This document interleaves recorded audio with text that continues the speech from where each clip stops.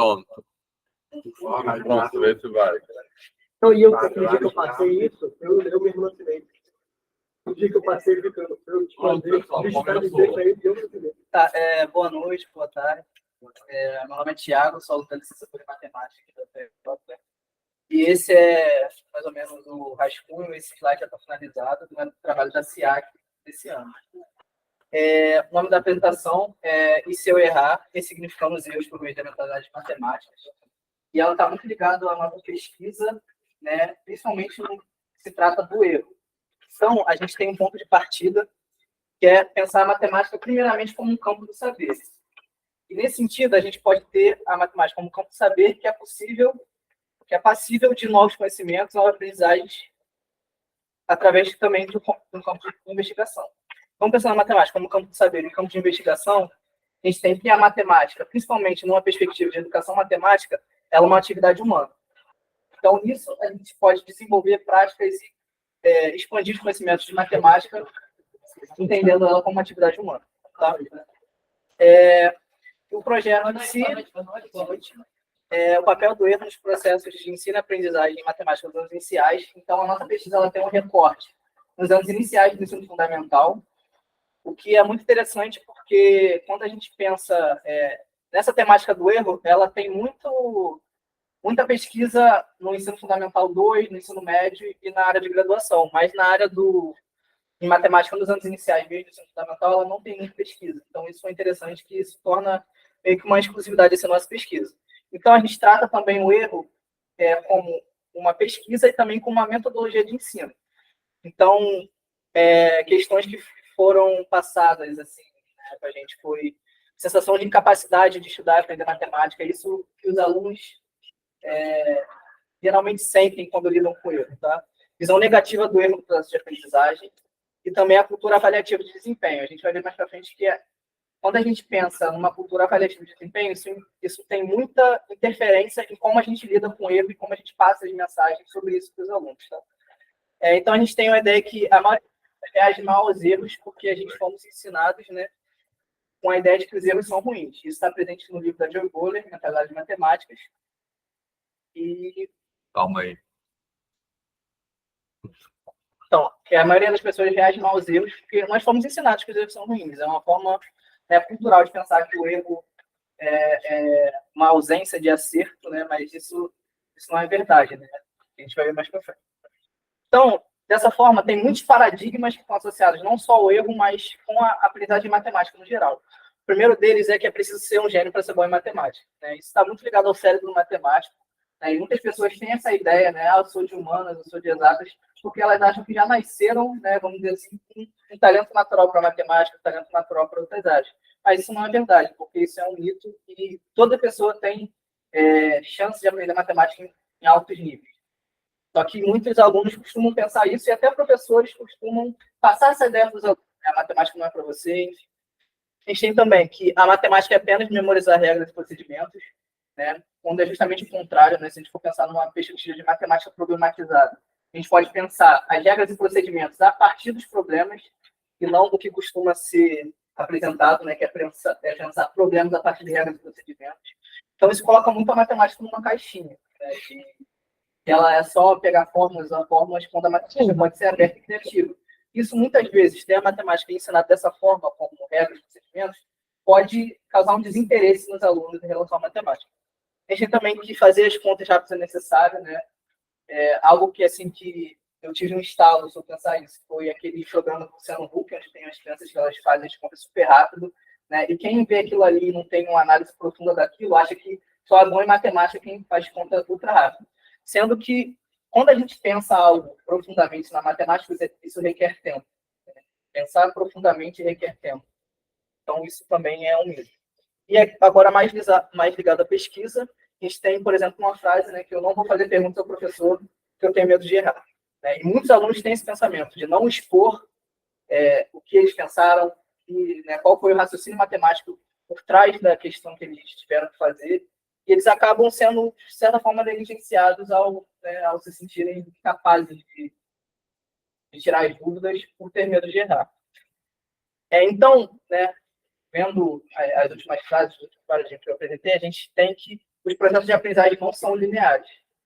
Não é uma linha de aprendizagem linear. Os processos de aprendizagem se assemelham mais a esse buraco, que seriam altos e baixos, onde a gente tem ali, no começo do nosso processo, eu não sei fazer essa questão, estou confuso, e ao redor do processo de aprendizagem, enquanto você vai pensando, vai matutando aqueles problemas, você vê que você vai conseguindo progredir. Então, o processo de aprendizagem e os processos de ensino-aprendizagem, eles são altos e baixos, são assemelhados a um poço, a um buraco, entendeu? Então, dessa forma, a pesquisa se estruturou em 3 eixos. A gente tem o primeiro eixo, que é da série de livros da mentalidade de matemáticas, e isso está aqui para exemplificar também não só essa série de livros, mas toda a parte que a gente pegou teórica, né, escrita. Então, pesquisas acadêmicas, teses, dissertações, artigos. A gente tem também o site YouTube da Universidade de Stanford, que está muito ligado à série de livros da mentalidade de matemáticas, porque a Jo Bolen, que é a autora da série de livros, ela também é da Universidade de Stanford. Então, ela criou esse programa, que é um site para professores, né? E nesse site tem vários métodos de como lidar, tem várias práticas pedagógicas sobre o erro e sobre outros assuntos. Como eu falei, velocidade, cérebro matemático. Então, é bem legal para o professor de matemática, o educador de matemática, ele entrar nesse site e dar uma olhada para ver como funciona. A gente tem também produções audiovisuais, né? O filme que está aí é o Nenhum a Menos, que é um filme chinês. Ele está ligado também a essa visão que a gente quer passar sobre o erro, mas tem outras produções audiovisuais. É só para falar, para exemplificar que a gente também adentrou, vamos dizer assim, no que o erro estava de forma cultural, né? Isso é por meio de produções audiovisuais. Então, dessa forma, tratando agora sobre os erros e a neurociência, a gente tem que o erro é importante para alunos e professores. Por quê? Porque quando cometemos erro, nosso cérebro dispara e cresce. Então, isso vai... a psicologia ela tem muito a nos falar na questão dos erros, né? A neurociência tem muito a nos falar, porque quando a gente erra, o cérebro dispara e cresce. Isso vai de contramão ao pensar do que os erros são apenas, né, algo ruim, uma falta de habilidade. Só que quando a gente erra, nosso cérebro se desenvolve. Então, como que o erro... né? Então, isso mostra que a visão do erro ela é construída. Então, também a gente tem que ser educado na cultura do desempenho. Desvaloriza o erro, né?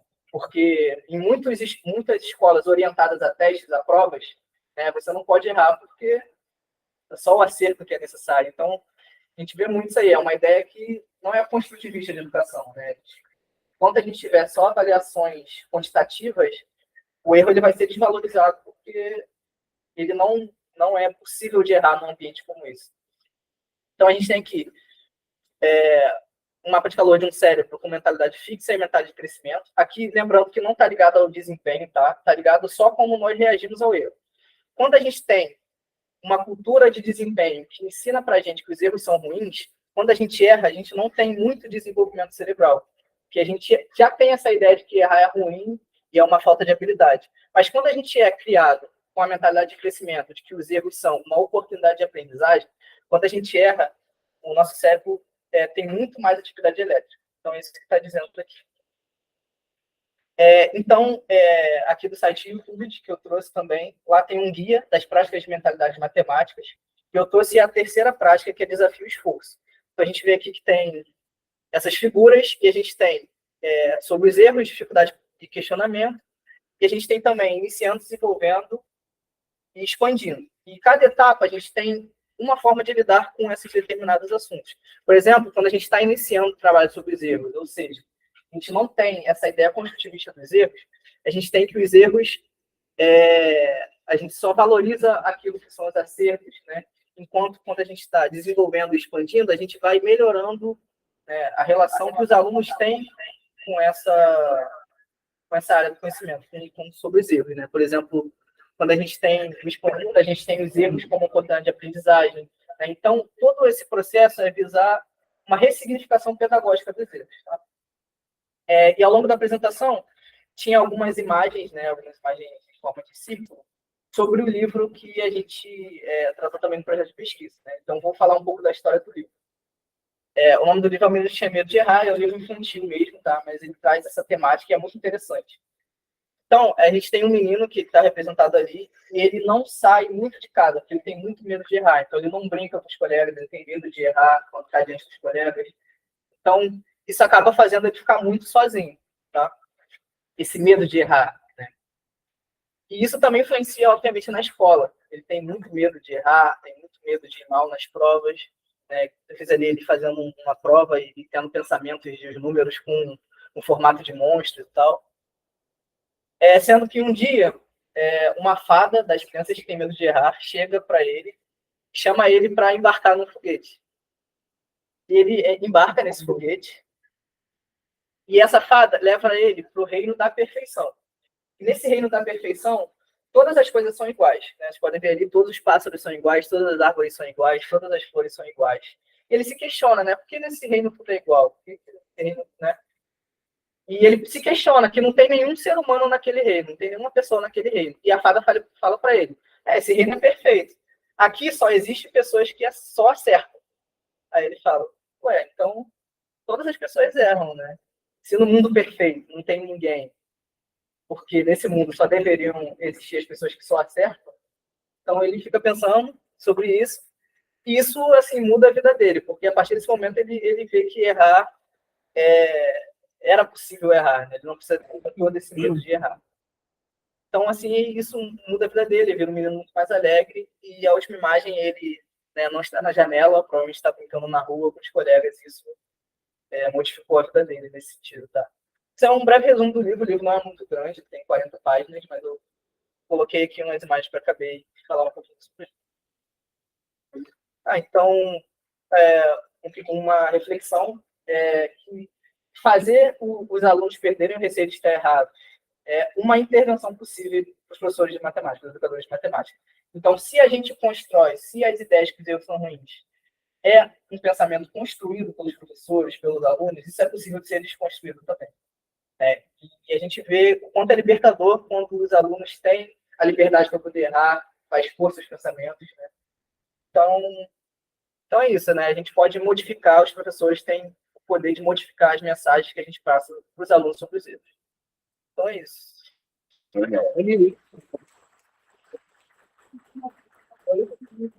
Tem alguma pergunta? Eu acho melhor para ter as 4 apresentações, tipo 4. Ah, tá. Eu só queria fazer uma pergunta. Quando a gente tem aquela parte da apresentação, você aplicou na escola? Qual? Sobre? A historinha do erro. Falou que tem uma parte que é a apresentação. Porque eu também fiquei com essa dúvida. Durante a apresentação. Então, isso é uma coisa que eu acho que talvez não ficou muito claro. Ah, tá. O que trata o seu projeto especificamente? Ah, tá. Você vai fazer uma intervenção com alunos, com professores, aonde? Então, por enquanto a gente só Ou é fez só uma... isso teórico? Então, por enquanto, ela tem várias etapas. Posso te conversar rapidinho? Então, o projeto até agora, ele tem só uma revisão bibliográfica, mas a gente tem a vontade de entrar nos colégios para usar isso na prática como uma metodologia de ensino. Então, Acho que você a poderia gente não chegou nessa etapa. vai colocar quais serão essas fases pretendidas. E Tá. se você não atinge. Tá, beleza. E aquela parte da apresentação. Tem uma pode apresentar a história, tem a apresentação. Da impressão que já apresentou. Ao longo da apresentação, foram apresentadas. Ah, tá. Aí ficou parecendo que você apresentou isso na escola ainda. Ah, Aí eu tá. fiquei a gente. Tá, Mas beleza. achei ótimo, arrasou. Parabéns. Posso modificar isso depois, então, o que vocês falaram. Acho Na verdade, ótimo tema também. Como projeto, nota da fase que você quer que aconteça. E apresentar essa história para as crianças. Tá ótimo, arrasou. Só, eu vi que você está usando a Roller. Roller. Então, a segunda pessoa que eu vejo isso. Mas tem autores brasileiros também que trabalham com erro. Não sei se você deu alguma coisa. Então, esse está mais ligado à segunda apresentação, que é o Cury, outros autores. Mesmo. Porque essa lida especificamente com neurociência. Isso Olha, O Vitor já está já. não, eu acho que depois fica apertado, assim, entendeu? Eu não controlei o tempo, mas você sabe que na SEG são 10 minutos. Mas, São 15. São 15 e 5 mas passou esse tempo, ficou quanto tempo? Dá para ver ali depois, a gente vê depois da própria apresentação. Eu não contei. E aí, você vai continuar? Vocês querem ir agora, Peixe? Como vai ser? Acho melhor. Então, bora, né? Podemos começar, né? É. Ele não vai frente, se todo mundo for de uma vez, você perde as dúvidas do trabalho dele. Mas eles... Não, mas aí eles controla. sabem. A partir de agora, depois dele, controla. Porque, assim, eu tinha pensado em fazer como se fosse uma simulação de uma sessão do SEAC mesmo. E na SEAC é assim, todo mundo apresenta as perguntas no final. Não é? Normalmente é assim. Mas assim, tudo bem. Não, mas acho que é melhor essa dinâmica do vídeo. Aqui tem a apresentação em 5 minutos. Isso, Porque senão claro. chega falando. Então beleza. Sim. Eu, conhecendo o grupo, acho que a nossa tendência é que ficar final não tem tempo. Mas tudo bem, você sabe. Já passou de Então vamos. Tem mais pergunta para esse trabalho? Assim, eu tenho uma pergunta que vai ser feita para todo mundo na SEAC. Há quanto tempo você está nesse projeto, né? Sempre pergunta. É verdade. Eu estou nesse projeto A gente recebe essa orientação. eu estou desde metade do ano passado, desde julho do ano passado. E, então, é um projeto que está tendo uma progressão bem grande, né? Por exemplo, que é a pergunta que você fez também. Primeiro, nós fizemos uma revisão de como que o erro é visto aí de uma forma teórica. Então, a gente, juntando esses conhecimentos teóricos, a gente tentar de entrar em colégio aí e dar, assim, um recorte que a gente tem de anos iniciais de ensino fundamental, aí usar, né, para fazer testes e ver como isso, as crianças reagiriam antes, né, o que elas tinham antes e o que vai acontecer depois. E isso pode ser um trabalho feito com os professores também. Tem pesquisas, tem uma tese da Neuza Bertone que ela fez, que ela teve o trabalho de ver como os professores enxergavam o erro, então isso pode ser feito também, lidar com as crianças,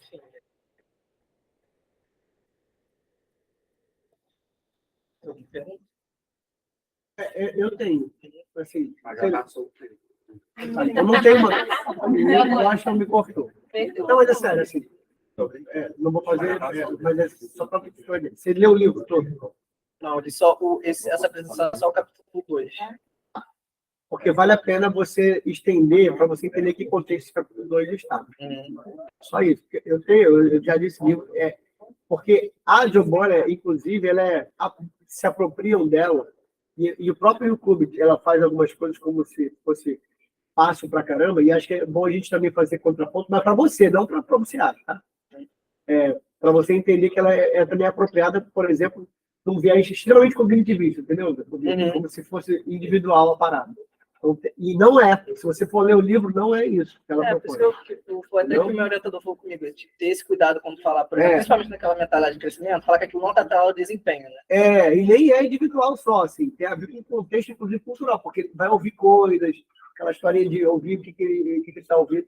Então, é bom você olhar o primeiro e o outro capítulo para você entender e estender o negócio. Eu acho legal dar uma olhada no capítulo anterior. Mas eu acho que a fala dele não transparece um viés totalmente Não. nem o trabalho. Não, nem o trabalho. Nem o trabalho. Mas é porque as pessoas que conhecem a Jobora, muitos deles têm se apropriado desse viés.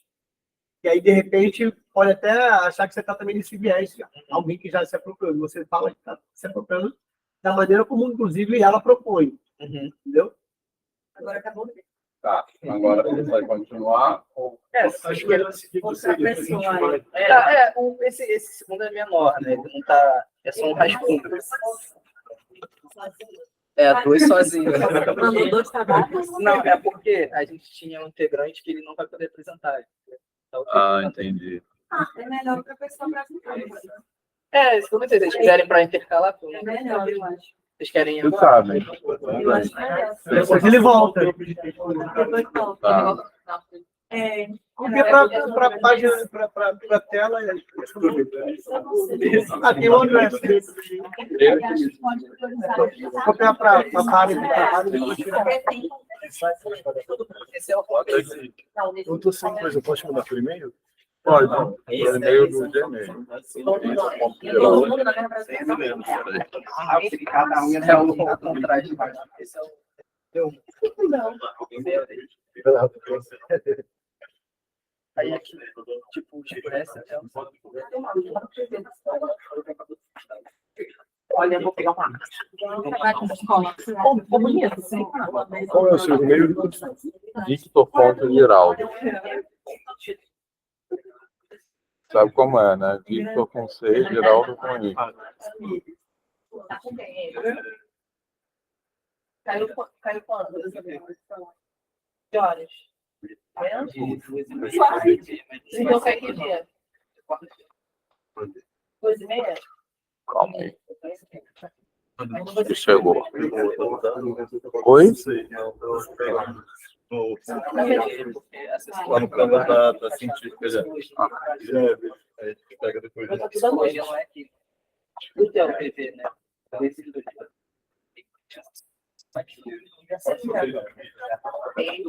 Não, seu PV é bem.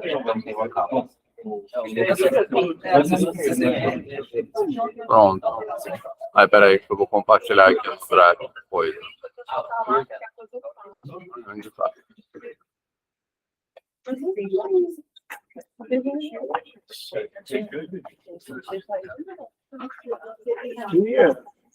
Apresentação compartilhada. É. Ai, meu pai. Boa noite a todos. Boa noite, gente. Boa noite, já. A gente vai falar sobre nosso projeto de pesquisa, que tem esse título aí, Visões de Licenciandos sobre as imagens do bom e do mau aluno em matemática. De maneira geral, a gente vai falar sobre isso. Quais são as visões? Mas para passar, tem que colocar em outra citação. Tá não? Não, tá sim. Tá, sim. Ele passa. Então, é basicamente isso. A gente vai falar desse ponto, como que os professores de informação pensam do que é um bom aluno e do que é um mau aluno. E quais são as consequências disso e como é que a gente vai pensar essas práticas desses futuros professores. Aí está a divisão do nosso trabalho. Primeiro a gente vai dar uma ideia inicial dele, como que ele está sendo, qual o contexto dele. Depois a gente vai apresentar o referencial teórico, depois a nossa metodologia e, por fim, os nossos resultados e discussões que a gente vai fazer. Deveria até ter colocado resultados e reflexões, né? Enfim, ali está errado, tá? Decência. Eu era DJ, eu já falei mas já está atualizado, a gente vai colocar certinho. O contexto de trabalho é um programa, é o PIBIC, né? O Programa Institucional de Iniciação Científica. E o projeto PIBIC é esse, né? Formação de professores para ensinar matemática e uma perspectiva decolonial. Também deveria ter colocado ali embaixo Laprane, né? Vou colocar ali depois também. Mas lá primeiro tem. Tá. Aí alguém fala sobre isso.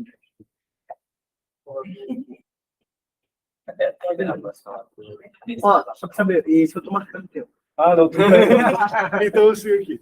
E os nossos objetivos e as motivações da pesquisa são justamente esses, né? E explorar, como eu disse, explorar e entender como é que são essas visões desses alunos, já que serão futuros professores de informação, na disciplina de matemática. E também até expandir para além da matemática. O que é um bom aluno geral e o que é um mau aluno geral. Mas a princípio da matemática.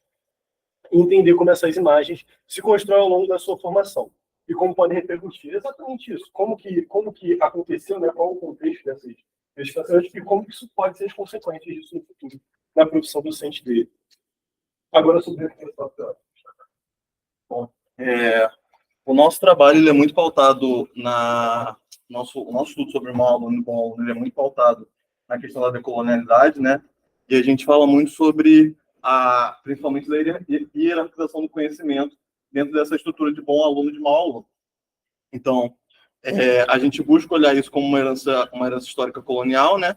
Principalmente eurocêntrica, e como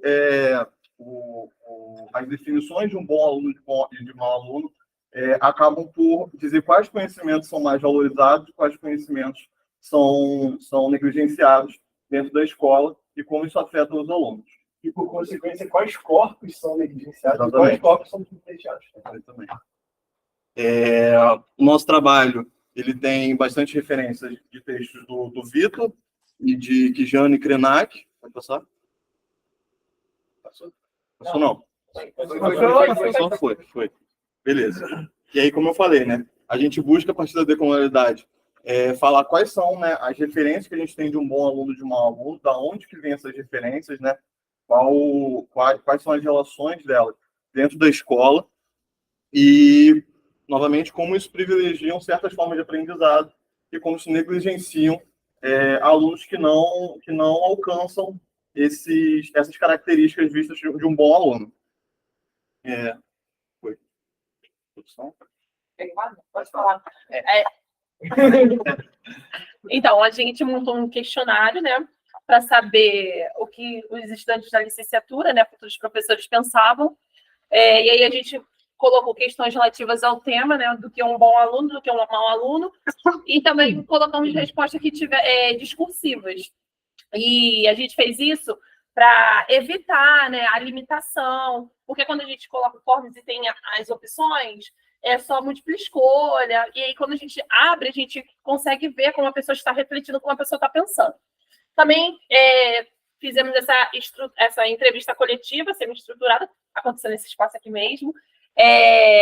Fomos nós que realizamos essa entrevista, e foi no formato de roda de conversa mesmo, informal, perguntando, né, o que seria um bom aluno, o que seria um mau aluno. É bom frisar que vieram também outras pessoas que não respondeu esse forms, também por conta ficar interessado na questão que a gente estava trabalhando e quiseram estar aqui com a gente e também contribuíram bastante com a nossa pesquisa. Pode passar. E agora falando desses resultados preliminares, né? Só complementar a Cássia, é importante falar também que esse formulário, a gente tentou ir na roda de conversa, a gente tentou mais soltar algumas coisas e colher a partir disso. Não induzir um pensamento, ou fazer uma pergunta que pudesse induzir uma possível resposta. A gente tentou manter essa neutralidade para poder entender o que os participantes entendiam sobre o bom e o mau aluno. A gente teve esse cuidado que a gente acha que é importante a partir do nosso do pensamento decolonial. Agora vamos lá. Essas aqui são algumas respostas que a gente considerou assim, interessantes, que os alunos responderam no formulário sobre o que eles entendiam como bom e o que eles entendiam como mau aluno. Então, por exemplo, alguns que a gente escolheu aqui. O bom aluno, raciocínio lógico natural, criatividade, muita dedicação, alguém curioso e persistente, estudioso, esforçado, é aquele que quer aprender, sempre muito curioso com os resultados dos cálculos e centrado na explicação, aquele que está interessado em entender os desenvolvimentos dos problemas propostos pelo professor, se esforça para entender o conteúdo e questiona o professor quando não compreende o que está sendo estudado, e esforçado, que ajuda os colegas quando precisa, se dedica e busca a verdade, é um bom aluno. O próximo é sobre o mal já, né? Ah, tá. Então, assim, antes de falar sobre o mau aluno, dá para ter uma noção de que as respostas elas estão muito atreladas para o comportamento do aluno em sala de aula e para o quão ele é avaliado, ou seja, se ele tem uma boa nota, se ele procura aprender. Então, fica muito uma coisa, como é que eu posso explicar? Muito pragmática ao ensino, à nota, ao método de avaliação, o quanto o aluno busca aprender, o quanto ele busca entender. Bom, depois eu faço algumas considerações a mais. E isso aí para a parte do mau aluno que a gente faz essa... Uma coisa interessante também, ali, por exemplo, ele fala que se esforça para entender. Para mim, pelo menos, veio muito sobre a questão daquele discurso meritocrático, que para conseguir alguma coisa, se ele não conseguir uma boa nota, por exemplo, ele não se esforçou para que ele conseguisse uma boa nota. Acho que foi isso. Pode passar. Posso falar também. E aí, o resultado sobre o mau aluno foi um aluno apático e que não sabe lidar com dificuldades, preguiçoso, falta de disciplina, dificuldade em assimilar as situações de uma questão, que não faz muito esforço para aprender, não realiza ou realiza de forma deficiente as atividades definidas para o bom aluno, desinteressante em aprender a matemática e como ela funciona, raciocínio lógico raso e pouco criatividade, reclamar que não gosta de matemática, não se interessa pelo assunto, e assume que matemática é difícil porque ele não entende. Acho que tem mais um, não?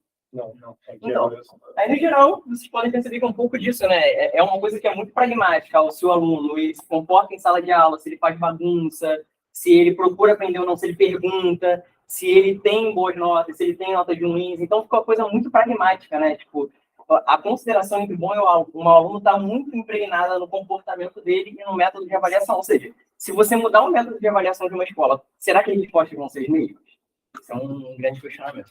E ainda nessa linha, eu também paro para pensar sobre, também depositar toda essa culpa do ser um mau aluno sobre o aluno, e não refletir também sobre o que a gente, enquanto professor, pode fazer para que ele seja um bom aluno, no caso, né? Isso vai muito com o que a gente tem estudado sobre decolonialidade, que acaba priorizando características, né, como, por exemplo, cálculo mental, que às vezes só não são afinidades do aluno, ou não é uma área muito próxima dele. Mas aí a gente acaba esbarrando isso na matemática em sala de aula. E na roda de conversa, a gente também teve respostas que meio que corroboraram põe as respostas que a gente já tinha tido antes, né? A roda de conversa aconteceu depois do formulário, né? Então, nós estamos aí. O aluno é aquele que busca aprender, busca conhecimento em relação. Às vezes, não necessariamente se importa se o cara vai tirar nota 10 e tudo mais. Às vezes, ele tem dificuldade naquela matéria. Aí, agora, a pessoa já falando do mau aluno, né? O mau aluno é aquele que mesmo não sabendo fazer outras coisas, não busca conhecimento. Mais uma vez, essa é a ideia da busca pelo conhecimento. Buscar aprender, se esforçar para ir atrás disso, né? Também tem um aluno ruim, mas o aluno ruim que estuda. Aquele que fica fazendo bagunça lá atrás, conversa pra caraca, mas desenvolve bem a matéria. Isso aqui foi uma fala, né, de um participante. E também, mais uma vez, com essa ideia, né? O cara, ele pode até tirar nota boa, mas ele faz bagunça, se o comportamento dele não é o esperado, ele é um mau aluno.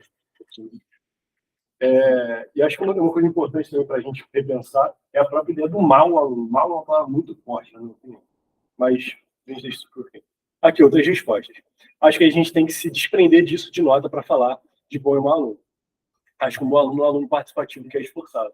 Aqui já temos um protótipo de ideia da questão da avaliação dentro do pensamento do bom e do mau aluno. E aqui nós temos o mau aluno que não está nas condições ideais do que caracteriza um bom aluno. Talvez é porque não tem a oportunidade de estudar em casa. Então, a gente até tem outro ponto, fracasso escolar. É um ponto muito importante que esse aluno chegue a citar. Acho que não existe fracasso escolar. Acho que existem alunos em situação de fracasso escolar. Infelizmente, não temos tempo para seguir nesse ponto de fracasso escolar, mas é um tema muito importante. Um último ponto também que eu queria colocar dentro disso, né, é que a classificação que as pessoas colocam entre o bom e o mau aluno está muito contra uma contraposição, né? Ou você é bom ou você é mau. Você usa o bom como reflexo para poder dizer quem é o mau aluno e você usa o mau aluno para poder dizer como reflexo de quem é o bom aluno. Não sei se necessariamente isso seria uma boa qualificação de um bom e mau aluno.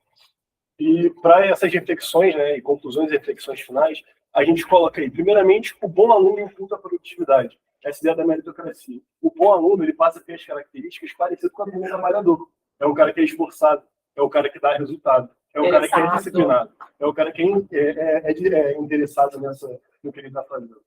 Então, esse link, né, entre o bom aluno e esse neoliberalismo, esse culto à produtividade. O aluno é aquele que produz. O cara que não produz, o cara que não faz nada em sala de aula, o cara que não dá resultado. Ele não é um bom aluno, ele é um mau aluno. E também, aí a gente traz a reflexão que a gente até tira dos artigos do a matemática como disciplina do rigor. O quanto que essa ideia já impregnada de matemática, já construída da matemática, tem influência nisso, nessa classificação dos futuros professores. O quanto que a matemática, essa suposta ciência do rigor, essa ciência do fazer metodicamente, da reprodução, o quanto isso gera nesses futuros professores, desse pensamento. O bom aluno é aquele que sabe reproduzir tudo. É isso. E, por fim, a gente traz essa reprodução, no caso, né, do bom e do mau aluno, que é o que a gente falou, que a gente pode começar a perceber, e já é uma coisa para a parte futura da nossa pesquisa. Quais são as caras desses bons alunos? Quais são as caras desses maus alunos? Qual é a raça? Qual o contexto social que os alunos estão envolvidos? Qual o contexto familiar estão envolvidos? Qual o contexto emocional estão envolvidos? E a gente destaca isso, os aspectos sociopolítico-emocionais da questão. Infelizmente, não dá tempo para falar mais sobre isso, mas daria para falar horas e horas e horas sobre os dois pontos. E só finalizando, né, só complementando, a gente vê que a classificação de bom aluno e mau aluno, ele vai muito, só complementando a fala do Marcos, ele vai muito sobre como é o aluno dentro de sala de aula, desconsidera totalmente da porta para fora da sala e as bagagens, né, que o aluno teve antes do seu histórico cultural e social. E eu acho que uma reflexão que fica ainda para nós, professores de formação, é o que é um bom aluno e o que é um mau aluno. Quais características de fato definiriam um bom aluno e um mau aluno? Acho que é importante a gente refletir sobre isso, e não dizendo que a gente não concorda e nem discorda com o que foi dito, mas que de fato caracterizaria esse bom e esse mau aluno. E apesar do nosso trabalho estar envolvido na matemática, a reflexão que a gente não está discutindo em outro momento é por que só essas características estão sempre ligadas à matéria matemática, ao conteúdo? Por que o bom aluno é um aluno que se importa com o é um aluno que se pergunta se está bem? É um aluno que é feliz, por que não? O bom aluno é um aluno que é feliz. É o que eu gosto de estar fazendo. Então é isso. A gente deixa no final essa fala final aí do Neil deGrasse Tyson. Eu estava fora do paradigma das expectativas das pessoas que estavam por ali. Ele é um homem negro, né? Então, temos O orientador não pode falar. Eu também tenho experiência. É isso. Então, É experiência, tá bom? Eu desgostei. 14. Foi certinho. Foi certinho. 12. Mas,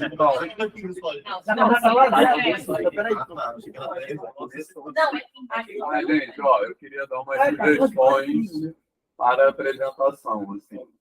Eu acho que vocês têm, desde que vocês concordam, tá, pessoal, com o que eu vou falar, eu acho que vocês têm, assim, acho que vocês têm que dar mais ênfase, um pouco mais ênfase nas interpretações do que, acho que podia ter menos slides com, porque eles estão meio repetitivos, assim, entendeu? Agrupar as falas. Isso.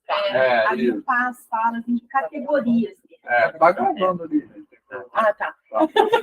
E, Lembrar depois. e assim, eu acho que vocês têm dois resultados, basicamente, né? Assim, que são interpretações. Foi? Não, falei. Fazer mais uma impressão teórica também. Exatamente. Acho que está muito assim com coisas empíricas, acho que tem que dar mais ênfase nisso. Que são os resultados, essa coisa do esforço e tal, né? Do cara tem que se esforçar, e a coisa da matemática, desse estereótipo, né? Da matemática como centro do rigor, etc. Acho que são esses dois resultados, que tem que dar mais ênfase, como a Tamires falou, trazendo mais o referencial teórico. E acho que é importante dizer também que não que isso aí tem que ser... Vocês não estão fazendo julgamento que isso aí está errado, etc. Mas o que chama atenção é que não aparecem outras coisas além disso. Não é assim que vocês estão dizendo que isso aí não devesse aparecer, entendeu? Mas que não, acho que tem que falar isso também. A questão é que não aparecem outras coisas, tais como o contexto social, quem é aquele aluno, o professor, assim, que até alguém falou um pouco, o Felipe, eu acho, da abordagem, como é que entra, fica tudo focado meio numa culpabilização do aluno e não aparecem outros aspectos que também podem interferir. Eu acho que vocês podiam, tanto no PowerPoint, arrumar mais, assim, agrupando, como ele falou, aquela parte, e dando mais a isso, e na fala também. E uma última coisa, e trazendo referencial teórico, tá? Acho que é importante, que é a coisa, trazendo mais, assim, mais especificamente. E outra coisa que eu acho que, assim, uma sugestão pontual, acho que no último slide achei bacana, mas a gente vai botar fotos, né? Daquele site, muita gente pode não saber quem é, e falar que ele é um astrofísico super importante e tal, negro, estadunidense, né? Que a gente não fala americano, tá? Fala estadunidense. Isso, assim. Né? E que ele fala isso, que apesar de ele estar no lugar que ele está, ele fala que isso aí, que ele está fora do padrão, né? Então, é isso. Eu queria Falei que você gastou o tempo todo. Eu queria comentar uma coisa que vocês podem, se vocês acharem viável, até trazer aqui uma problematização futura. Os dois pontos que o Vitor destacou, né, essa relação com desempenho, dedicação, para mim está atrelada à matemática como lista de exercício, e a questão do aluno acertar é muito resposta, né, chegar na resposta, está muito atrelada a uma matemática tradicional, o ensino tradicional da matemática. Então, acho que cabe problematizar, então, essa visão de mau aluno, de bom aluno, é para que ensino de matemática? Será que se eu levar para a sala de aula uma atividade aberta, investigativa, criativa, na perspectiva que o Thiago falou, será que esse mau aluno vai ser mesmo um mau aluno? E será que o bom aluno vai ser mesmo o bom aluno? Eu já fiz essa experiência, gente. Desconstrói completamente a noção que você tem de bom ou mau aluno. Tem a ver um pouco com o que o Felipe falou, da abordagem. A abordagem. Se mudar o método de avaliação, muda completamente. Não, até método de ensino, né? Até pensar a abordagem de ensino, sim. Então, aí não aparece abordagem, não aparece questões sociais, acho que isso que... A abordagem tradicional, o bom aluno é esse. Porque assim, rapidinho, que outros estudos sugerem, trabalhando sobre o tema, que um ponto muito comum, né, na fala de professores e professores sobre o que é o bom aluno é o tema do interesse. O bom aluno é um interessado. Alguns estudos já sugeriram que esse é o principal ponto. Oi? Não, eu tô rindo, mas depois eu vou falar sobre isso. E eu realmente estava pensando sobre, tipo, o que torna um aluno interessado? Né? Será que ele só é interessado nisso? Será que o currículo não tem a ver com isso? É isso, é por isso que eu estava rindo. Será que o espaço... Como se o interesse fosse inato, né? Exatamente. Não tem nada que acontece no mundo. E aí, isso aí dialoga com o trabalho de matemática problematizada. A gente fala coisa focar no indivíduo, assim, nesse aspecto que é descontextualizado socialmente e tal. Acabou. Eu quero só rapidamente dizer assim, uma reflexão, não, tem mais 30 segundos. Assim, quando fala do bom e mau aluno, acho que a grande reflexão, talvez, de tudo que vocês estão falando aí a quem interessa, inclusive, classificar como bom e mau aluno. Aliás, é assim, bom e mau aluno para qual escola? Para qual ensino? Né? Para qual matemática? Então, eu estou juntando tudo que vocês falaram aqui, e essa é a reflexão final.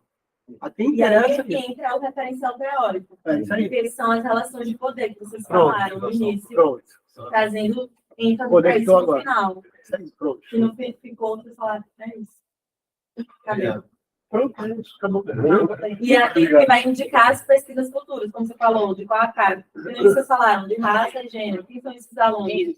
Mas aí as pessoas não falaram isso, porque vocês falaram na entrevista, não apareceu. Mas será que, se você olha, né, sob o olhar da decolonialidade, isso vai aparecer? Ou está ali embutido? Por quê? Porque existe algo colocado como normal, né? Como suposto de quem é algum aluno, quem é algum aluno. Então, uma relação de poder e de escola, para aquele tipo de ensino, para aquele tipo de currículo, o que é bom e mal agora? E se fosse outro, o que seria a classificação de bom e mal? E aliás, precisa ter classificação de bom e mal. Exato. Esse é o grande ponto. Então, isso é uma outra questão que talvez seja reflexiva mesmo. Nem é para dizer se sim ou não. Sim. Antes de descer rapidinho. Na hora de colocar a escala de bom e mau aluno, vocês podem botar para ganhar o slide de tempo na hora das referências. Pode botar um slide só, botar uma fala de cada um, bom e mal, que disse mais, e aí vocês aproveitam um slide só e vocês todos comentam um slide só. Mais fácil.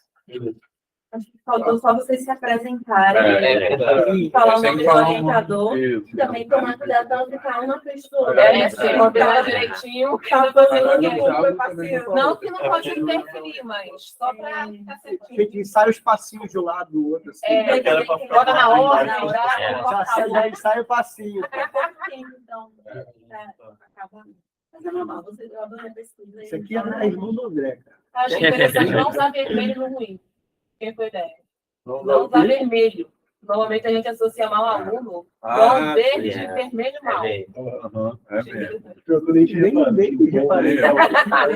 Aí eu falei, bom verde, aí eu falei, o mal vai vir vermelho. Mas enfim.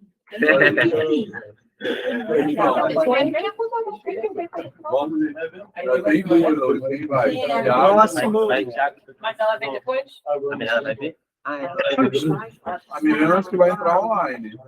Então. Você vai abrir isso agora? Não, eu vou deixar.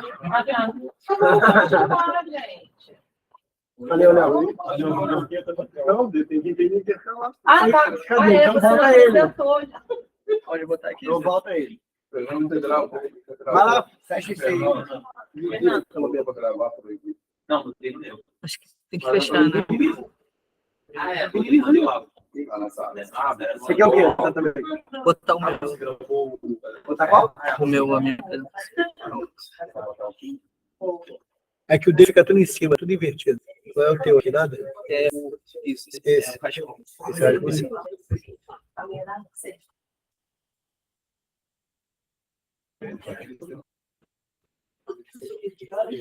a gente volta lá para...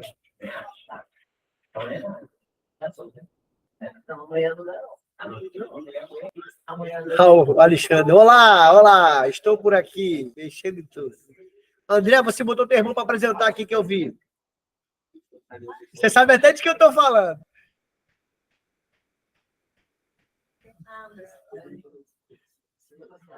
Pronto, agora eu não te vejo mais, porque agora tem a apresentação na tela. Tá passando tudo aí. Né? Tá. Então, essa é a segunda apresentação que eu vou apresentar para vocês hoje. Essa está mais incompleta, ela está até com um rascunho, assim. Ela está mais ligada à análise de erros, né? Então, eu gostaria até, assim, falando mais aqui, usando aqui como um palco para ter a ideia de vocês e contribuir para o trabalho. Eu queria até que essa fosse a segunda lá na ordem, eu apresentar a que eu apresentei antes, nessa ordem mesmo. Porque, né, nessa ideia de vai ser na mesma sessão, as duas no mesmo dia, na mesma sessão, no mesmo horário. Então, de não repetir os slides. E a outra tinha o nome do projeto, tinha algumas outras coisas que essa não vai ter. Né? Então, pense disso. Se uma já vai ter, acho que a outra não. Né, eu poderia prosseguir com uma outra temática do projeto de pesquisa, e não tanto apresentar o projeto de pesquisa em si. Cara, como eu falei, meu orientador é o André Regis, tá? Então, esse trabalho é análise de erros no processo de ensino e aprendizagem, o olhar a partir de uma produção de visual. Então, a gente teve algumas questões ponderadas, né, da pesquisa, que é o erro como uma fonte de pesquisa e investigação.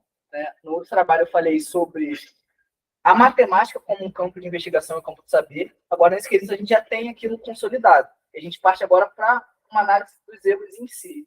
Né? Então, a gente vê uma perspectiva eles como uma fonte de pesquisa e investigação no campo da educação e matemática. Tem também como uma relação que os erros são indissociáveis do processo de aprendizagem, ou seja, não existe, né, de certa forma, assim, um processo de aprendizagem que não vai passar pelos erros, nesse sentido. Então, os erros vão estar presentes, que são indissociáveis dos processos de aprendizagem. Então, por isso que é importante falar sobre os erros, se eles acontecem, se eles estão presentes no processo de aprendizagem. Então, a gente tem que falar sobre eles, não ignorar. Esse também o erro como hipótese de pensamento das crianças, e mais no recorte que a gente tem da nossa pesquisa, matemática dos anos iniciais. Então, a gente tem o erro como uma hipótese de pensamento em que as crianças vão transitar antes de consolidar um conhecimento matemático. Então, isso é uma perspectiva muito interessante. E, por fim, a gente tem os erros como né, tratar o erro como, nesse projeto, ressignificar a visão que a gente tinha sobre os erros. Tá? Nesse sentido, teve algo que foi interessante, né, sobre pensar na ressignificação dos erros, era pensar como eles eram vistos. Né? Então, a gente teve um interesse particular em como os erros podem ser vistos em produções audiovisuais. Né? E foi até uma etapa que a gente fez, né, como sendo uma das etapas da pesquisa, que a gente catalogou filmes e séries onde a temática do erro estivesse presente. Então, ali eu botei nessa imagem, a gente tem um Excel, né, com alguns filmes e a cena que aparece, onde aquele filme está, tipo, erro, Netflix, enfim, o minuto, né, para a gente ter um catálogo sobre como essa temática dele estava presente nessas obras, nessas produções audiovisuais. Né? E a gente chegou no filme que ele é o estopim dessa apresentação. Né? A gente selecionou um para falar exatamente, né, desse trabalho, que é o filme Como Estrelas na Terra, é um filme indiano, ele está disponível de 2007, é um filme muito bacana mesmo. E ele traz, né, uma visão de análise de erros muito interessante. Né? Então, eu vou passar aqui uma cena do filme para vocês, só contextualizando um pouco o filme. Né? A gente tem o Ishan, que ele é um aluno que ele tem muitos problemas com a escola, porque ele é um aluno que é diferente, claramente dá para ver que ele é um aluno diferente dos alunos, né, que são da mesma classe que ele, porque ele é um aluno que ele não lida bem com a escola e a escola não acolhe ele. Né? E a gente tem um professor dele aqui, um professor de artes. Então, eu vou passar uma cena do filme, que é uma cena muito interessante, onde o professor vai conversar com os pais do Ishan, né, sobre o que está acontecendo com ele. Vou passar essa cena. Spoiler. Eu já vi isso aqui. O problema é que, assim, isso, vai dar. Dá um play. Então, filme, para você passar o filme tem que estar no computador. Então, mas não tem que estar, porque ele foi como se estivesse no drive. Não vai abrir aqui. Não vai. Ele só tá o link aí. Ele acessa o computador para passar. Entendeu? Então, seria que você não vai conseguir passar esse lá também, não. Você vai ter que colocar ele no teu pendrive, se você quiser rodar ele. O filme tem que estar no teu pendrive. Está na pastinha do na mesma, na mesma pasta. Então, não consigo... Conta. Ah, tá. Então, quer até baixar aí. Nessa cena, ele chega para os pais. e pega o caderno que tem dele da série passada, né? Ele repetiu essa série, e tem lá o caderno dele com as anotações e exercícios. Então eles chegam, ele pede esse caderno para os pais, ele dá uma olhada assim, e ele vê que os erros dele são padrões. Tem padrões nos erros dele, né? Por exemplo, ele troca D com D, ele troca números, ele enxerga padrão naquelas respostas do Isha. Né? E é muito interessante porque o professor também exatamente. Os pais dele vêm sempre com a ideia. Ele pergunta, por que vocês acham que o Isha, né, tem esse desempenho escolar? Eles falam, porque ele não se esforça direito. E eles usam muito o exemplo do irmão dele. O irmão dele vai bem na escola, tira notas boas, e ele, né, é o completo oposto assim, do irmão dele nesse sentido. Então, os pais dele vão falar assim, o irmão dele é tão esforçado, tão inteligente, e ele não acerta, ele erra todos os exercícios. Só que o professor ele tem um olhar, né, sensível em relação a isso. Então, ele vê que tem padrões naqueles erros e ele fala, né, que isso é um sintoma de dislexia. Realmente, o Isha é um garoto disléxico. Então, assim, eles cobravam do Isha algo que todo mundo, né, não tinha essa visão de que ele era um disléxico. Agora, um spoiler do filme, pequeno spoiler do filme, o professor é disléxico. Também é, eles querem falar, ele também é disléxico. Então, assim, e o que isso não está na cena, né? Essa cena é só da conversa dele com os pais. Mas tem uma cena muito interessante também, que ele faz uma aula sobre personalidades da história que eram disléxicas. Ele tem Leonardo da Vinci, por exemplo, né? Muitas pessoas notáveis, né, da história da humanidade que eram disléxicas. Isso não impediu elas de marcar o nome delas da história. Né? E ele faz uma aula sobre isso, né? Ele é professor de artes, ele monta uma aula sobre, né, pessoas disléxicas mesmo, e o Isha fica assim, encantado, né, por ser uma abordagem diferente. E o que ele faz também, para ele, ele estava muito atrás dos alunos nesse sentido, né, por não terem entendido isso antes, o que aconteceu com ele. Então, o professor faz um trabalho no contraturno especial com ele, fica faz um trabalho assim, individual mesmo, né? E no final tem uma competição de artes e ele ganha a competição de arte, porque a arte era o hiperfoco dele, assim, vamos dizer, né? Ele era muito interessado em arte, em pintava, quadro e tal. E é isso, assim. Mas essa cena que eu ia exibir aqui, foi até bom, porque se chegasse na hora lá e não rodasse o filme, eu ia ficar desesperado. Também que testei aqui. Mas essa cena é basicamente essa. Eu escolhi essa porque é esse diálogo, né? Esse momento de confronto e de análise de erros mesmo. Porque ele olha o caderno e fala, ele troca B com D, ele faz não sei o quê, e isso é sempre padronizado, né? Ele não erra propositalmente, né? Ele erra no sentido de que todos os erros dele têm um motivo para ele pensar e errar daquela forma. Então, é isso. Aí aqui já acaba a apresentação, né? Ela não tem, por exemplo, a referência igual a outra tinha. Aí, essa aqui, a referência bibliográfica dessa é Cury. Então, como esse trabalho é voltado para análise de erros, né? Inclusive puxado pelo filme, né, da análise de erros do professor com o protagonista. Então, vai ter aqui uma frase sobre análise de erros usando referência de Cury, seria depois, né, porque o filme ele vai ser uma espécie de estopim, né? Eu vou ter esses slides antes aqui, debatendo com o meu orientador, a gente pensou que seria interessante contextualizar, né, e não só falar do filme, né? Então, falar que isso foi uma etapa da pesquisa, catalogar o filme, e a gente chegou nesse filme em específico, que ele puxa o diálogo sobre análise de erros. Aí a cena, aí depois seriam essa parte teórica.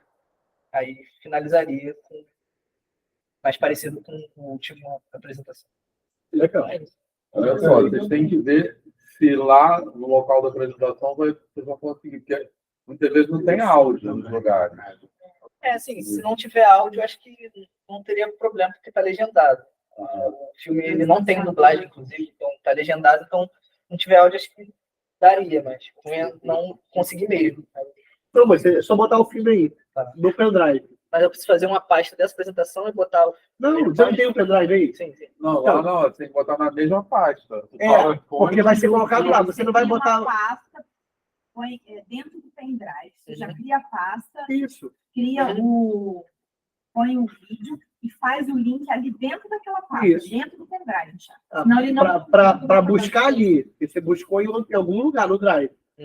Aí você vai ter que mandar buscar no pendrive. A gente vai buscar no pendrive. Se você for pra buscar no Drive também, pode ser que você não tenha internet na hora. Não, mas aí eu já tenho ele no Drive, é porque, como eu botei aqui na apresentação, eu botei inserir vídeo, aí puxa do Drive. Só que já estava no meu computador, por isso que eu Exatamente. Aqui você vai ter que entrar no eu teu vou Drive. baixar do na meu Drive e conta, botar na pasta. Então. E o acesso é mais rápido, inclusive. Então, fechou. Muito legal, Eu Thiago. também acho. Cara, talvez aumentar um pouquinho a fonte das principais slides. Aqui que você... ficou. Acho que as sugestões que a Porque gente aqui podia ficou dar Aquela assim tabela mesmo, poderia já ser falou. maior para dar para ver. Aqui, né? Bota lá no início, ó. Olha isso. Então, lá no início. Isso. Aí, ó, tá vendo? As duas são suas? As duas pesquisas é. são suas? É o mesmo projeto de pesquisa, mas são dois Vai no trabalhos. 3 aí agora. Aí você mandou os dois trabalhos. Tenho que ajeitar um pouco essa Tá formação. vendo? Você mandou os dois trabalhos. Isso, Mas você falou que tinha alguém que não ia apresentar.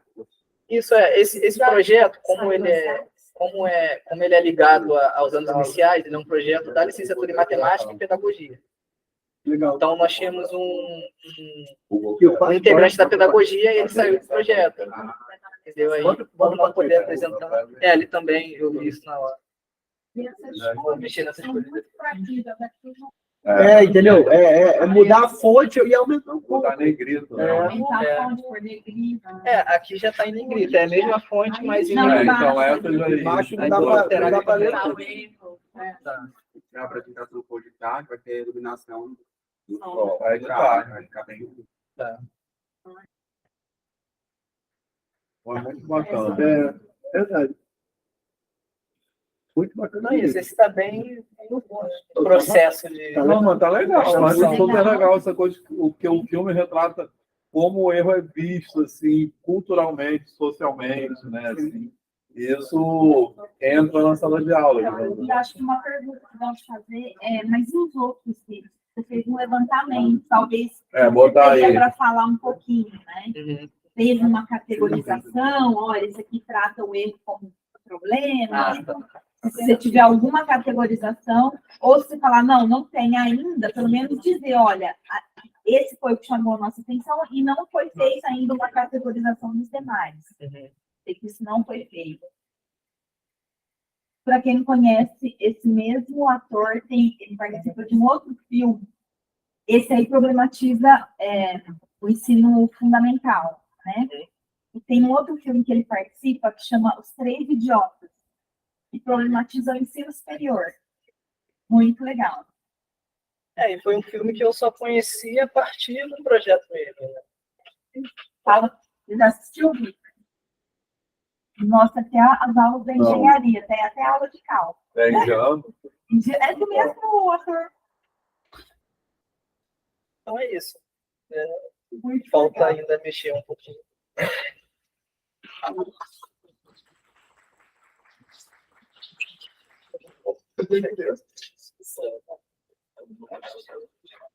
Tem mais um? Tem mais um. A Mirella também. Cadê, gente? Apresenta.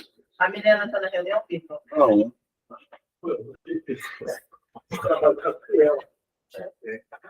Deixa eu ver. Se eu consigo dar. Ela disse que ia entrar, né? Ela disse que ia entrar às 6 horas ali, mandou mensagem. Você acha que vai entregar onde? No celular dela?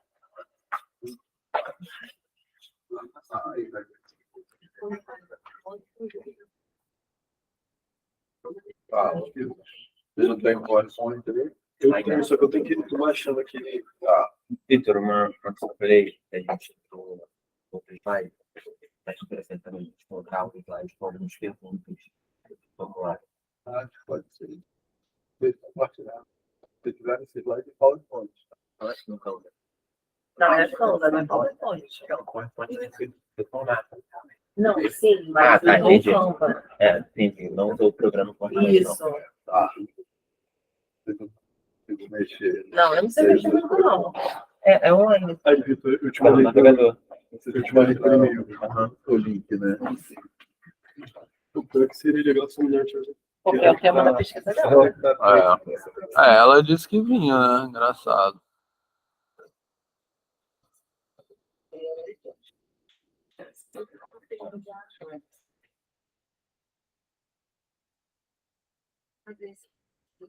Calma aí.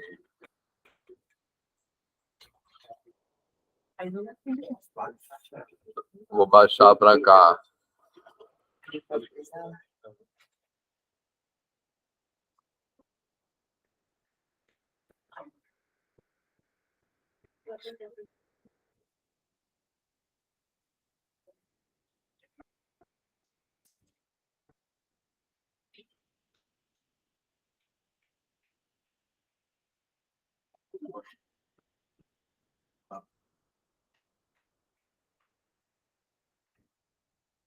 Pronto.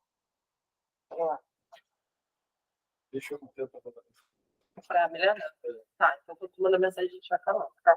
É. Vamos lá, por causa da hora que a gente tem aula. Não.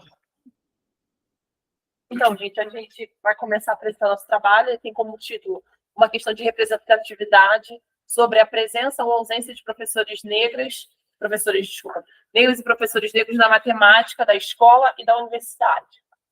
Então, esse trabalho Tá. Na veia, né? É. Eu não tenho. Oi? Não, desculpa, eu pensei alto. Ah, demais. tá, desculpa. Vai achei que na tava- veia do negócio ali, vai no jugular. Então, esse trabalho tem como participante a Milena, que não pôde estar com a gente hoje, eu, Cássia Safra, Fernando e o Marcos. E o nosso orientador é o Vitor Giraldo. É importante falar também que a pessoa que está frente esse trabalho é a Milena, que é a monografia dela é sobre esse tema. Isso. E uma pena não estar aqui, porque é realmente ela que está pretendendo fazer as principais considerações aqui do trabalho. Eu mandei mensagem para ela, espero que ela consiga entrar aí. Ela disse que não sai. Ainda não. Então, nosso trabalho vai perpassar, né, sobre o trabalho, né, como a gente desenvolveu, o referencial teórico, a produção de dados e resultados preliminares. Então, o trabalho é pelo PIBIC, né, a gente já até apresentou inicialmente. Mesma coisa. Os objetivos e motivação da pesquisa foram experiências pessoais na educação básica e na graduação, e também explorar e refletir sobre o papel de professoras e professores negros e negras como um fator de sensação de pertencimento de crianças e adolescentes da matemática. E Como essa... Pode falar, Desculpa. Como a gente estava dizendo, a gente não está só olhando para a universidade, não, a gente também está olhando para a escola, tá? E essa outra experiência faz com motivação, porque é uma verdade. Eu conheço pouquíssimos professores de graduação que são negros. Agora, de cabeça, eu só consigo pensar em dois, que eu tive um é da Faculdade de Educação, a outra é a Energia. Tem mais algum? Física aqui tem. Então, no IEM. Mas assim, dentro da minha experiência, também do que a gente levantou, né? E também no ensino fundamental. Pô, mas então vocês também, pô. Eu não tive nenhum. Então, também não, só a energia aqui. O dedinho nem era Na universidade. Eu estudei aqui. Acho que no meu ensino todo básico, eu tive 2 professores de matemática negra. Sei lá, dos 30 que eu tive, foram 2 eram brancos. Não. E nenhuma era mulher. Uma mulher negra. A medida entrou aqui bem depois.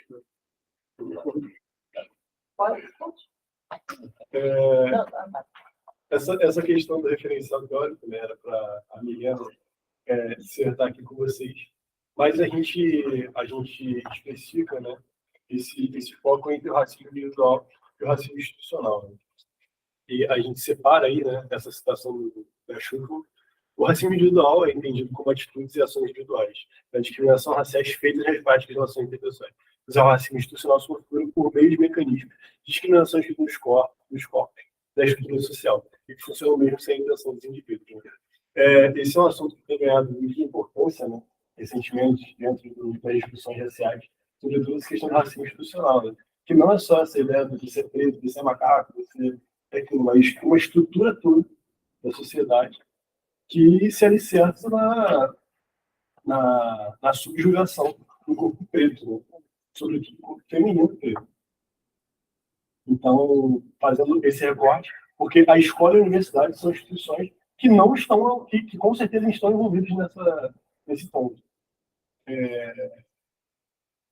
E que grande parte dessa estrutura é perpassada por isso. E também, essa parte, eu não lembro porque A Milena queria comentar uma coisa específica. Exato. Mas, enfim, né? O ideal é que ela estivesse aqui, mas passa aí. E agora também trazendo para essa ideia que a gente já estava discutindo também nos outros trabalhos, né? A genialidade do talento matemático e quem são esses gênios, quem são esses talentos que são produzidos, que são construídos, né? Então a gente tem essa discussão que o Giraldo traz. A matemática como essa ciência da lógica, da certeza, da reprodução. E o que isso gera, né? As ordens de estrutura de reinvenção.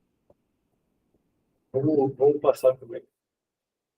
E aí, a gente baseou esse trabalho também num formulário e também numa roda de conversa.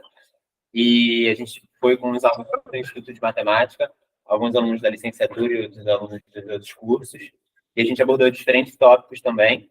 E aí, um resultado que a gente observou foi que 6,3% se autodeclaram negros das pessoas que responderam esse formulário.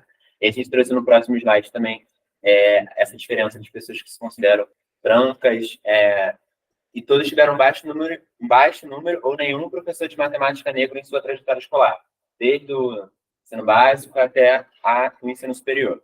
E aí a gente trouxe aqui um resultado do formulário, tivemos 32 respostas, onde 62,5% se consideram branca, 31,3% se consideram parda e 6,3% se autodeclaram negros. E ali, sobre as respostas de quantos professores ou professoras negras de matemática tiveram na educação básica, no ensino fundamental e médio. E teve ali umas respostas mais aparentes, mais recorrentes foi 1, 3, nenhum, não, nenhum, nenhuma, 2, uma no fundamental, 2 no médio.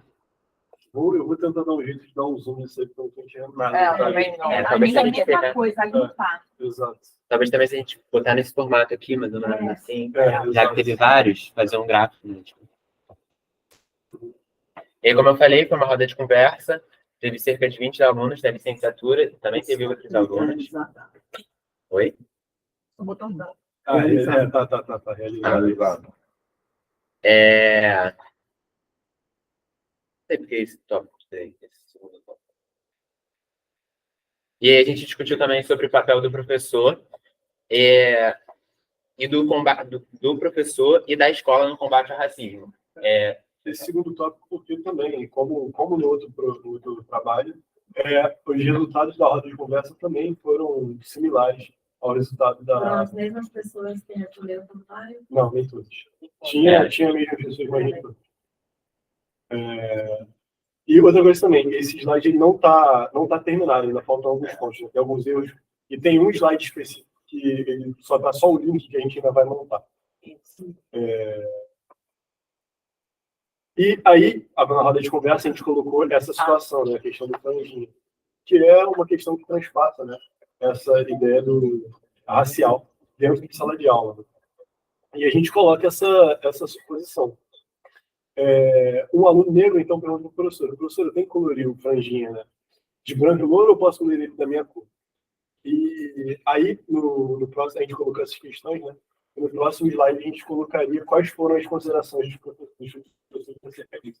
E foi uma discussão muito interessante. O pessoal estava aqui, né, falando, tipo, qual é o objetivo, seria o objetivo do...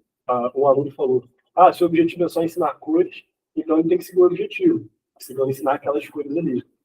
E que não tem porquê a gente trazer um aspecto social para essa discussão. Só que houve discordância também dos alunos trazendo que não, você é uma discussão para ter uma discussão dentro de sala. E quem falou isso é um aluno negro. Exato. E uma coisa Falou muito... até da questão judicial, né? E uma coisa muito interessante que ele falou foi que existem coisas que são além da escola. E aí eu perguntei para ele o que seria algo além da escola. Exato. E ele não soube responder. Ele teve assim, uma fala parecendo que essas questões sociais, do racismo, de tudo que envolve o não conteúdo, são questões que estão além da escola. São problemas da sociedade. Não tem Sim. São problemas da sociedade. Agora, a escola deveria somente tratar de conteúdos, disciplinas, e não... É a concepção de escola. Como se esses problemas fossem a parte. Que já está mudando. Esse é o trabalho da menina, né?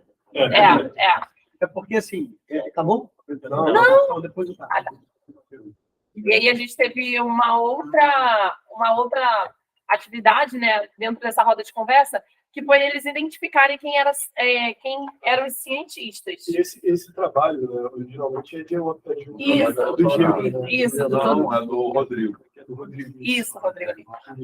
Que fez isso na sala de aula. E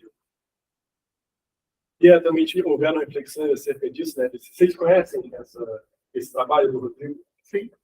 Mas a gente explica porque a gente explica na hora, né? Que é para identificar dessas pessoas quem são os cientistas. Então, esse cara que parece um cientista, essa moça que parece um cientista, e os resultados já encontrados, tanto aqui quanto no trabalho, são que os homens brancos eram os principais cientistas. Esse aí é o slide que a gente ainda vai notar com as falas certinhas.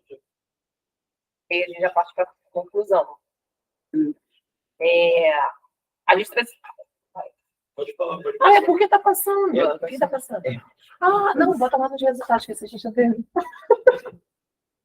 Não. Porque o resultado a gente ainda vai montar. Então, nas conclusões, a reflexão sobre as repercussões dessas falas, caso reproduzidas em sala de aula da educação básica, ou seja, no ensino médio e no ensino fundamental. Essas falas que a gente teve na roda de conversa. O papel da escola, mercado de trabalho ou cidadãos críticos? E a gente sabe que tem escolas que estão formando, sim, para mercado de trabalho, infelizmente. Mas tem outras escolas que estão, sim, preocupadas em formar cidadãos críticos, pensantes, enfim, né?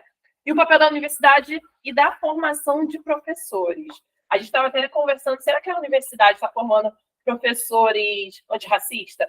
Será que a universidade está formando professores que entendem o racismo estrutural, institucional, individual? Então, a gente levantou também essas questões e também a educação antirracista, porque a gente vê a necessidade da educação antirracista. A gente até comentou na roda de conversa sobre a Lei 10.639, que esse ano está fazendo 20 anos, que é uma obrigatoriedade, não é uma novidade, né? E por muito tempo, e por muitas escolas isso está começando agora como uma novidade, e que não é, porque a lei já vai fazer 20 anos. Então, a gente levantou essas conclusões e essas reflexões, questionando mesmo, né? O porquê? Para quem?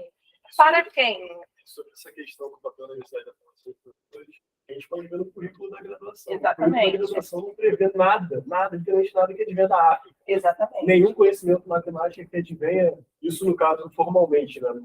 Alguns professores fazem aí essa insubordinação criativa. Mas formalmente no currículo, lá na emenda, não tem pedindo nada, não tem nenhuma matéria eletiva, inclusive não temos matérias eletivas. Exatamente. Oi? Não temos. Nosso curso não tem matéria eletiva. É isso, É gente. isso. Eu estou falando, mas nem com a atualização do currículo tem. A gente traz as Não, mas diferenças. volta aí. E aqui a gente pretende falar muito mais sobre esses pontos no final dessas conclusões. E justamente isso. A reflexão sobre as repercussões dessas falas. Quais seriam as repercussões dessas falas que a gente teve? Tipo, isso é uma coisa além da escola. Qual é a consequência real disso na formação de um aluno, na formação de uma criança? Qual o impacto social, emocional de uma criança? Como é que se impacta uma criança negra? Como é que se impacta uma criança branca? Como é que se impacta uma garota? Como é que se impacta um garoto branco? Sabe? E tentar explorar tudo isso, né? Toda essa questão do espaço do tema. E também, acho que na conclusão também, falar um pouco também sobre essa questão do sentimento de pertencimento, sobre eles, no caso, né, deles responderem quem são ali os cientistas, sobre também das pessoas negras não se identificarem, teve gente também, teve vários alunos que não identificaram pessoas negras como cientistas aqui também, e falar sobre essa questão do sentimento de pertencimento, da importância também de ter professores, tanto durante essa trajetória escolar e também no ensino superior, ter professores negros, e sobre a questão também de não ter tido, e, enfim, não ter tido, deve ter se inspirado, e né, todas essas outras questões. A gente vai estruturar melhor essa apresentação, né? Eu falei aqui com a Milena, ela não chegou em casa, a aparecer, mas a gente vai estruturar melhor e terminar alguns pontos para fazer a apresentação. Porque também eu ia fazer uma pergunta dele.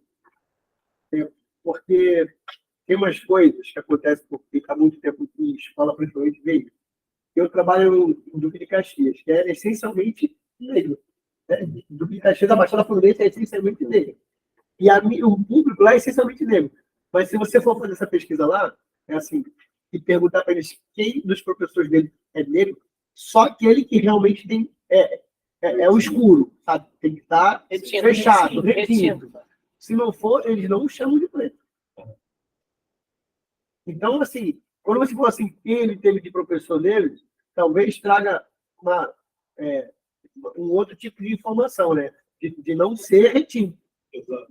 Porque, assim, eu não sou branco, mas também não sofro o tipo de coisas que, por exemplo, pessoas com outras características ou retinto sofrem. Não vou sofrer. Sofro outros, mas não esse. Né? Inclusive, eu fui chamado de negro lá de Curitiba. Coisa linda, né? Curitiba é a fonte. Depois essa paranaense. Depois eu conto essa história. Curitiba, para mim, é uma fonte danada de muita coisa no Brasil. Então, assim, eu fui chamado de negroide. Então, você vê, eu não sofro o que ela sofre, nem vou sofrer, ou o que ele sofre, não vou sofrer. Mas eu não sou branco. Quem sou eu para ele? Então, ali talvez seja uma reflexão para ela, talvez esteja muito ligada a essa parte da característica mesmo fenótica mesmo. Tá? Eu estou dando risada que eu falei, eu não sou educação. Com ela só. Brincadeira. Acabou? Acabou. Uma curiosidade mesmo.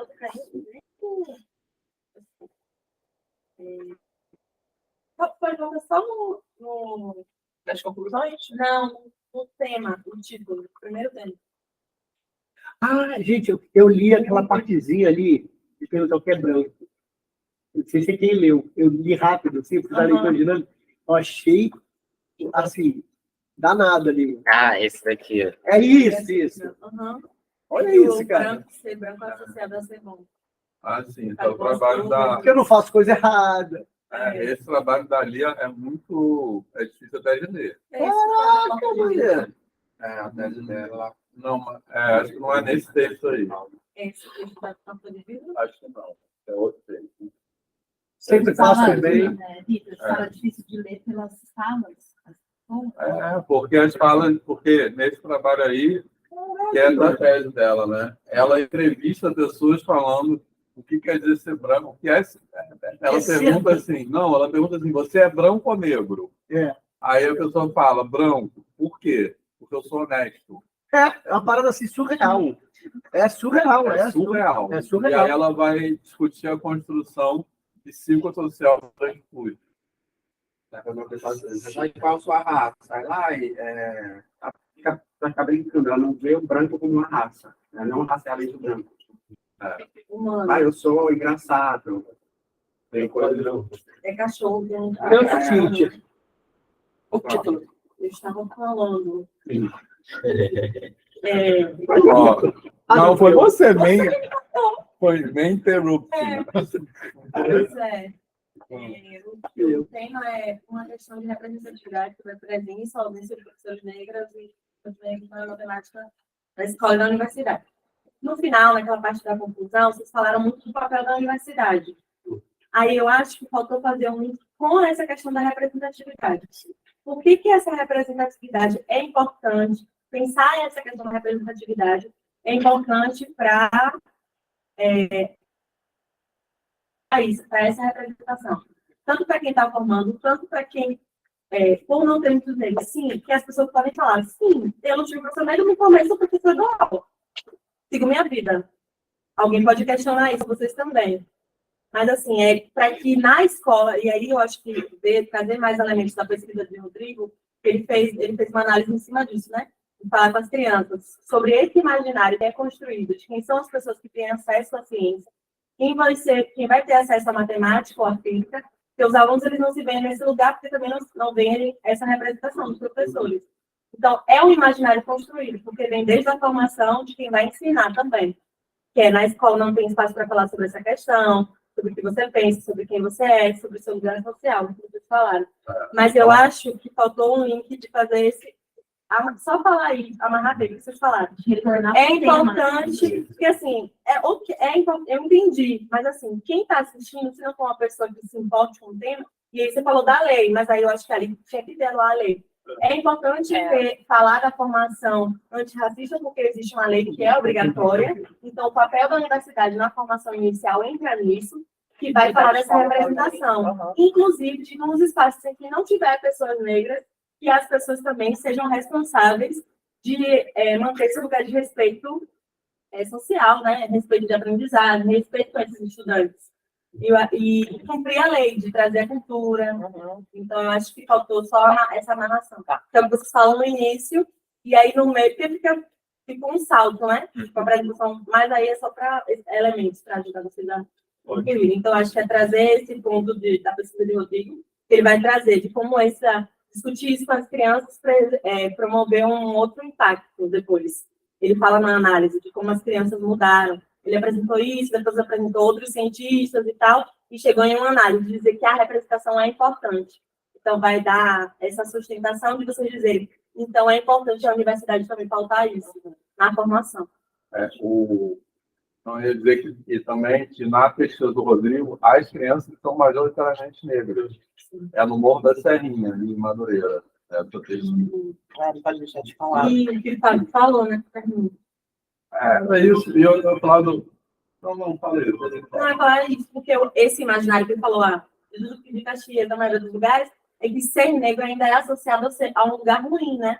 E aí vem a fala da Lia, que vocês botaram ali. E ser branco é ser honesto, e todas essas coisas. Ser negro, não. Então, tá no imaginário, nessa construção do imaginário. Aí vem Fanon, vem todo mundo. Tamires falou uma coisa importante que me lembrou uma cena que eu assisti no jornal da CNN. Não sei se vocês viram hoje não, essa semana, sobre a polêmica daquele jogador que foi demitido e tal, na Espanha.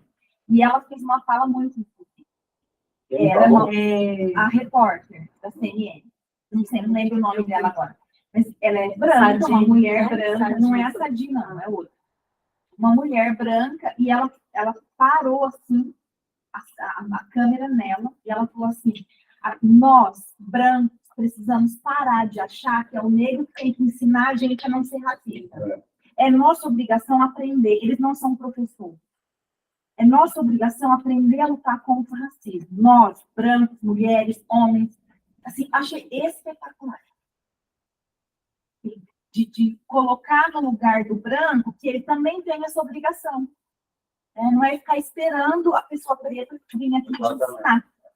Acorda, meu. Eu já vi várias pessoas negras falando isso, que até isso é cansativo, porque sempre fica na responsabilidade da pessoa negra. Porque, tipo assim, o Lourenço, que trabalha às vezes com a Lia, né? Ele fala isso, o branco sabe o que fazer, não faz o que não quer.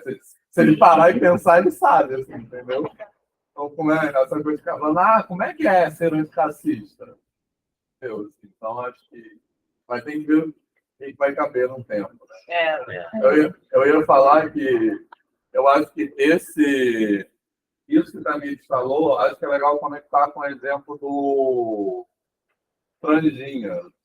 Entendeu? Porque ali a questão de como a representatividade é determinante também está muito em jogo ali, né? Assim, e ali não é tanto o professor ser negro, né? Mas como aparece o imaginário da pessoa negra no ambiente de sala de aula, né? E eu dei a palestra lá no SESI de Nova Iguaçu, aquele dia que você ia. Dia da matemática. Estive com você todos. Esse trocado em Laranjeiras. Pois é. Enfim, aí uma palestra para alunos do ensino médio, né? Aí eu falei esse exemplo do último dia, eu fiz uma coisa que ficou legal, assim, que provocou. É muito engraçado, os alunos do ensino médio assistem a palestra quando estivessem vendo um filme, assim. Eles ficam, nossa,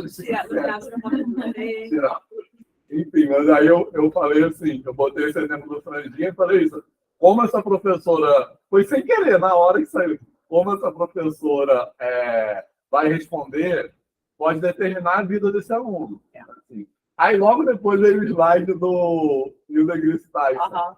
Aí eu falei, imagina se o Neil deGrasse Tyson fosse aquele aluno. Claro, porque na verdade, tem uma coisa que acabou que nem apareceu aí, que depois que eu fui ouvir de novo, essa história é uma história que aconteceu mesmo com a Bruna, né, que é uma aluna que foi minha aluna numa disciplina, é professora dos anos iniciais, né? E ela falou, depois eu ouvi de novo ela contando, ela falou o seguinte, que ele falou assim, professora, eu sempre quis ser cientista. Então eu posso pintar ele da minha cor? Então acho que essa coisa, eu sempre quis ser cientista, é bem forte, né? E aí, porque o Neil deGrasse Tyson fala isso. Ele fala, desde criança eu quis ser cientista. E era tudo contra. Os professores perguntaram por que você não vai jogar basquete.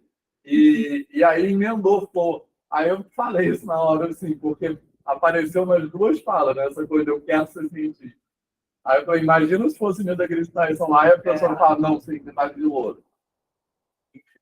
Uma coisa também que eu sempre lembro da atividade do colegial, penso, né? É uma coisa que eu não falava muito quando era criança. A questão do lápis cor de pele. Não tem cor de pele aí? Aquele rosinho, sei lá que cor é. Cor de pele. Eu falo noite. Cor de pele. Eu não tinha cor de pele naquele lápis. Mas cor de pele. Isso. Agora tem vários. A palavra, né? O termo pessoa de cor, né? É bem uma coisa do branco que não se racializa, né? O outro tem cor. Né? Eu também. Que ela fala assim, ela é negra, ela fala. Aquele homem de cor que passa na tonalidade. Aprendeu a falar assim, né? Para definir. Ele fala assim, fazendo assim. Deu tempo de tudo, Caramba! E aí, curtiram? Ele ficou pendente. Cara, é bom. Como de vocês, toda vez, Curtiram, pessoal? Curtiram, Thiago? chegou, a gente acabou. Né? Vitor, eu só tenho uma dúvida. Eu não sei como que funciona lá. Tipo, se vai ter computador, se vai ter projetor, se você tem que levar. Tem que levar a apresentação. Tá. E, não, trazendo um pendrive, como é que é? Qualquer coisa e tal. Tem como chegar na hora e não ter computador aí. Tem que se preparar. Pessoal, acabou agora já. Só quero avisar quem puder assistir as apresentações do pessoal. A do grupo dos bons alunos é terça à noite, não é isso? Aqui no são quarta à tarde lá na Praia Vermelha. Essa última dos professores negros é quinta à noite aqui no Fundão. Mas lá no Class não tem horário. Então, valeu, pessoal. Semana que vem. Mas, ô Vitor, sendo isso, semana que vem... Semana que vem não tem na prova. Você quer falar agora, né? Tem que botar já aviso na qualidade para perguntar. Tchau, pessoal. A Milena entrou agora. Milena, a gente dá tchau para você. Tchau. Milena, vocês vão arrebentar lá. Vai, meu. Tchau, gente. Valeu, Tchau, valeu. valeu. Que bom conversar amanhã.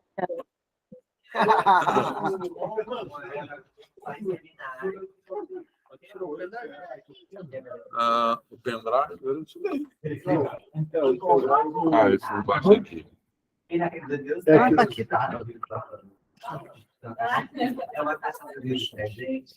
E eu deixei lá. Aí eu teria que ligar para falar com a senhora. Não, é lá embaixo. Eu sei, não consigo descer. Ué, como não? Pronto. É que tava